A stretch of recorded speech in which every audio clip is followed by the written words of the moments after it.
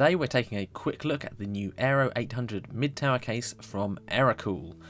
It is, they say, designed with airflow as the core value. This particular one is blue and black with a side window. This is just going to be a quick overview video. I'll be doing a build video with this in a few weeks' time, but that's however long it takes me to edit. Let's get this thing unboxed. The packaging is pretty standard fare with just this hard styrofoam polystyrene-like stuff each end. Okay for in the UK, but I'm not sure that would be enough for the US, where they send much longer distances and the couriers appear to enjoy smashing that sort of thing to pieces. The first thing you notice is this case is really blue, possibly too much for my liking, as you know I do like a little bit of subtlety. So before we go any further, let's talk price point. This case comes in at around £40 plus shipping here in the UK, which puts it firmly in the budget case section, or value if you're someone that incorrectly associates that word with cheap. Thank you Tesco for that. Anyway, let's see how much case you get for your money. Starting with the front panel, which is made of a nice solid black plastic, we have a power reset button, headphone and mic jacks, 2 USB 2.0 and 2 USB 3.0, as well as a blanking plate for a card reader can go on some models. Moving down, we have two easy to remove 5¼ inch bays, and then this simple mesh grille covers the two spaces for 120mm or 140mm fans, with one blue LED 120mm fan included with the case. Note there is a filter behind the grille that you can get to by removing the front panel. Talking of fan filters and grills, there is another one at the top of the case here that covers the space for a further two 120mm fans. It's literally just some mesh with some magnets stuck around the edge. Not particularly elegant, but it does do the job fine, and it looks okay from the outside. I should mention this case has support for 240 and 280mm radiators in the front, and another 240mm in the top. A great feature to see on a case at this price point. And there is definitely enough depth for that one on the top so it doesn't interfere with your other components. At the bottom of the case we have these two pretty sturdy feet and a fan filter for the power supply that is of the annoying to remove with lots of tabs variety. Along the right side of the case is just plain blue, not much to see there. And on the left we have this lightly smoked plastic window that will tone down any colours inside. But having a window on a low-cost case like this is a nice thing in my opinion. Around the back we see at the top that this case is made in China. Well, there's a surprise.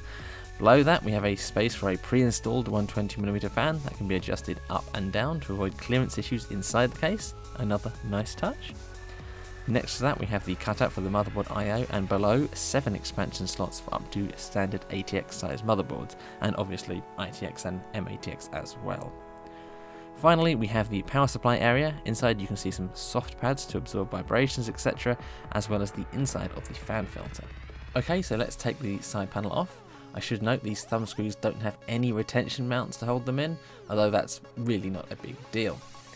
The side panel itself is pretty sturdy as it's made from steel with very little flex. On this side of the case you can see that there is a good amount of holes and tabs to deal with cable management, and although there are no rubber grommets, the steel is rolled so there won't be any nasty injuries.